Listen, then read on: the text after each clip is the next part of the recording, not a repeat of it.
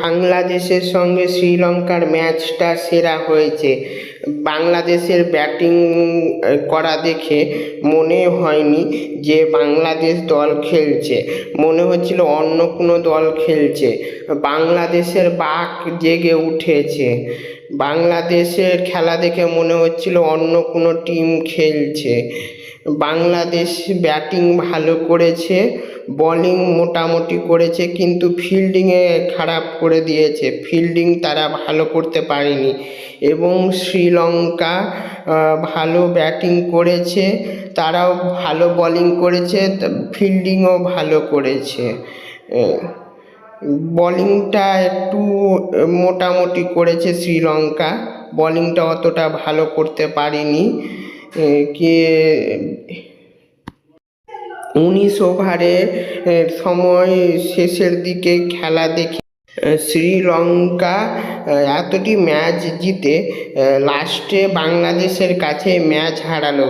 শ্রীলঙ্কা যারা বাংলাদেশকে সুপার ফোরে তুললো, তারাই বাংলাদেশের কাছে গিয়ে লাস্টে ম্যাচ হেরে গেল।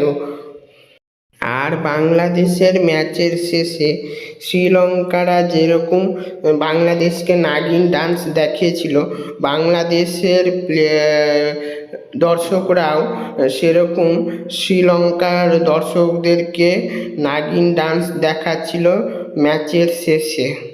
বাংলাদেশ যখন এতই ভালো খেলতে পারে, তো আগে এইরকম ম্যাচ দেখাতে কি অসুবিধা ছিল? কালকে তো ভালোই ম্যাচ খেললো, ছক্কা চক্কা, তারপরে অল্প 1-2 রান নিয়ে তারা এত ভালো ম্যাচ খেলতে পারছে। তো আগে থেকে এরকম ম্যাচ দেখাতে অসুবিধাটা। বাংলাদেশের এই খেলা দেখে মনে হচ্ছে যে ইন্ডিয়ারা এবার তাদেরকে হালকাভাবে নেবে না। ইন্ডিয়ারা এবার মনে হচ্ছে যে 200+ রানের চেস দিতে পারে, বা এই ম্যাচে ইন্ডিয়ার সাথে বাংলাদেশের ম্যাচে ইন্ডিয়া 300 রানও করতে পারে। আমার মনে হচ্ছে যদি ইন্ডিয়া প্রথমে যদি ব্যাটিং করে তাহলে 200+ রান বা 300 রানের চেস করার জন্য টার্গেট দিতে পারে আমার মনে হচ্ছে। কারণ বাংলাদেশ এখন ভালো খেলতে শুরু করেছে, তাই আমার এটি মনে হলো। এখন দেখা যাক বাংলাদেশের সঙ্গে ইন্ডিয়ার ম্যাচ কেমন হয়।